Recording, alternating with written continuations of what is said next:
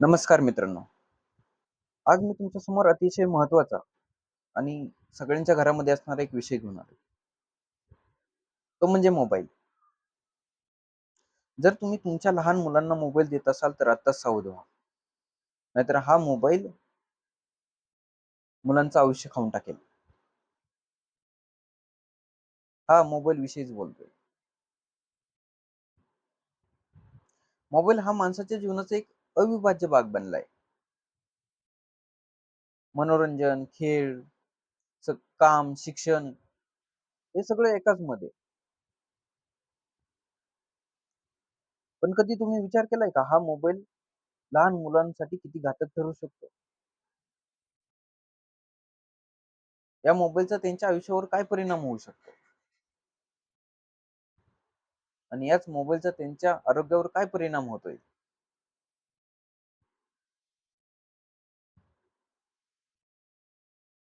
आपण लहान मुलांना मोबाईल देतो आणि मुलं शांत होत आहेत. मुलं शांत नाही होत आहे. व्यसनी बनतायत व्यसनी. जर तुम्ही कधी मुलांच्या हातातून मोबाईल काढून घेतला, तर ते चिडचिडेपणा करतात. त्यांना राग येतो, वस्तू फेकतात. त्याला व्यसन नाही म्हणायचं तर काय म्हणायचं? जर एखादा व्यक्ती तंबाखू वगैरे काही खात असेल आणि त्याला जर भेटली नाही टाईमावर, तर तो इकडे-तिकडे जातो, शोधतो, दुसऱ्याकडे जातो, त्याच्याकडून घेतो. तो त्याच्याशिवाय राहू शकत नाही. त्याला आपण म्हणतो व्यसन. मग जर लहान मुलं जर मोबाईल शिवाय राहत नसतील, तर ते व्यसनच झालं की.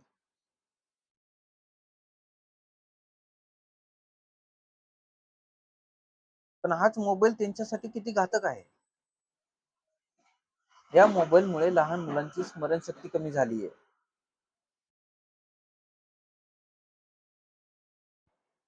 याच मोबाईलमुळे लहान मुलांचं मन अभ्यासामध्ये लागत नाही.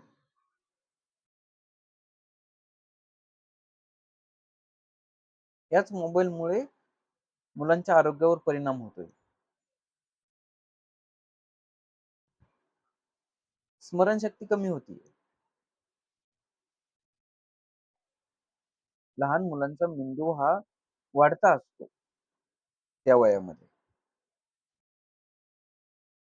आणि या मोबाईलमुळे त्याच्या समोर प्रत्येक वेळेस नवीन-नवीन दृश्य, नवीन-नवीन दृश्य चित्र त्याच्या समोर येतं.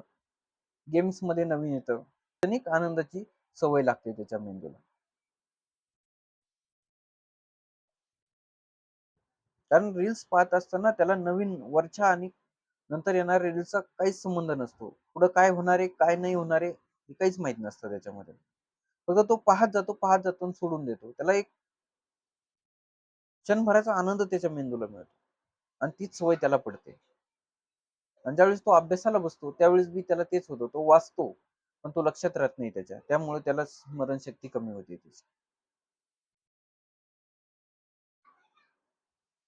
त्यानंतर आरोग्यावर परिणाम, चष्मा लागणं,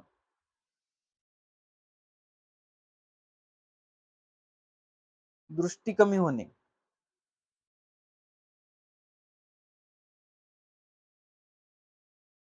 हे सगळं कशामुळे होतंय? मोबाईलमुळे तर होतंय.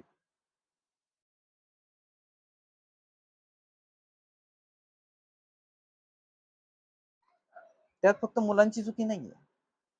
त्यामध्ये पालकांची बी चुकी आहे.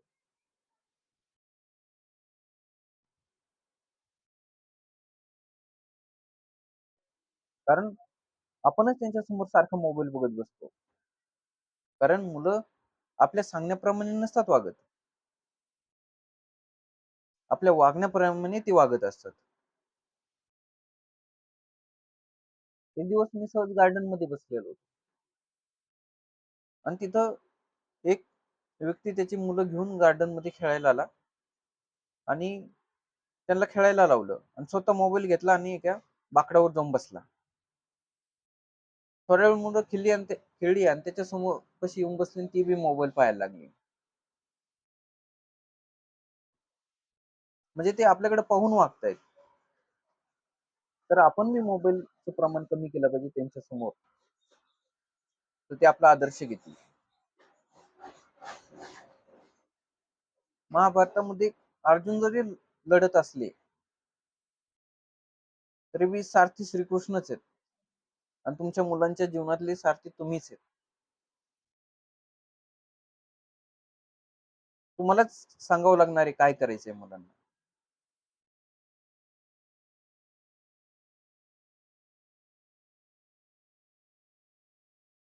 हे मुलांसाठी अतिशय घातक गोष्ट झाली आहे मोबाईल मध्ये. यावर उपाय घरामध्ये नो मोबाईल झोन. घरामध्ये मोबाईल वापरायचं कमी केलं पाहिजे. लहान मुलांना त्यांच्या एक्सपिरियन्स अनुभवाची गरज असते त्या टायमामध्ये. म्हणजे वाढत्या काळामध्ये लहान मुलाचा मेंदू हा त्यामध्ये फास्ट वाढत असतो आणि त्यावेळेस त्याला एक्सपिरियन्सची गरज, अनुभव, गोष्टी, चित्र या अशा वेगवेगळ्या गोष्टी त्याला दिल्या पाहिजेत, ना की या स्क्रीन मध्ये अडकलं पाहिजे त्यांनी. आणि ते काम आपलं आहे, पालकांचं काम आहे ते.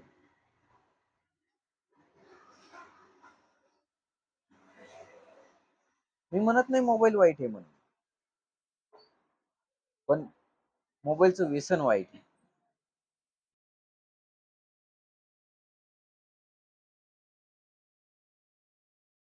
कारण हे सगळं मुलांचं हसू खेळ त्याचं पूर्ण जीवन हिरावून घेतोय हा मोबाईल. त्याच्यामुळे ठरवा आजच की लहान मुलांना मोबाईल देणं टाळा. कारण मुलांना तुम्हाला मोठं करायचंय, त्यांचं भविष्य घडवायचंय. ते घडवायचं असेल तर तुम्हालाच आवरावं लागेल. तुम्हाला तुमच्या मुलांसाठी वेळ द्यावा लागेल. ज्या मुलांसाठी तुम्ही अहोरात्र कष्ट करताय त्याच मुलांना तुम्ही जर टाइम देऊ शकत नाही तर तुम्ही कष्ट कशासाठी करताय?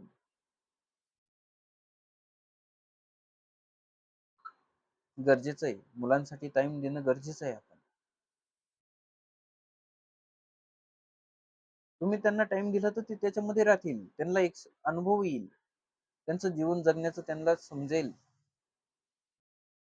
आणि हे त्या त्या चार चौकटीमध्ये ते जगणार नाही.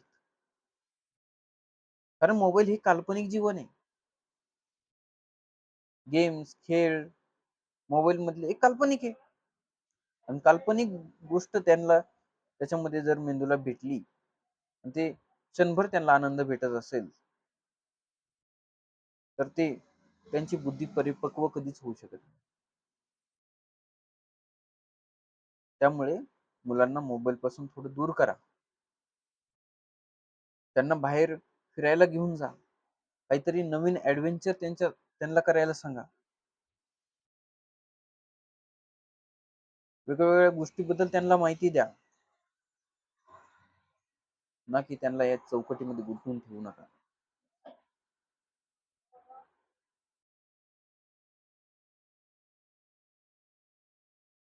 धन्यवाद. जय हिंद, जय महाराष्ट्र.